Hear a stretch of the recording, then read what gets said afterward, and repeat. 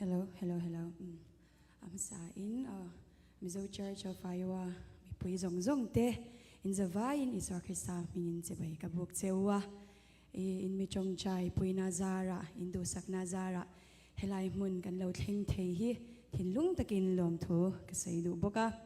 chuan ke hi ka ming pum hi lal shia dringi ania shia ti emo shia drink tin min ko mai zela ma se ka zai na hi chuan lai lek tin min som thina tuna hian bong kon venga aizola kan om mek ni chuan kha ka ma mi te khan an soi thiam me ma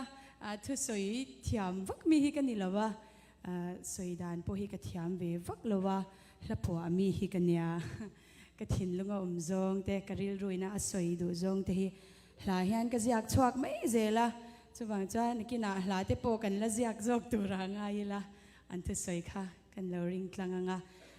hei kan pastorina zai tura miron som khan kalom rualin ka hupur ang reng khop maya ma se han nyal te kha ka in tla shung ve a zai tura min som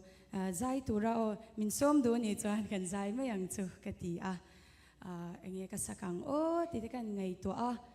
America rama fakna hla ka sak masak ber tura ni wangin ka du khir khop maya kanun nar kai tu ti pisi luri ina sakha kan thanga lalpa nang lo tunge kanei kapian tir ata tun thlengin kanun nar kai tu ini ti hla kan sange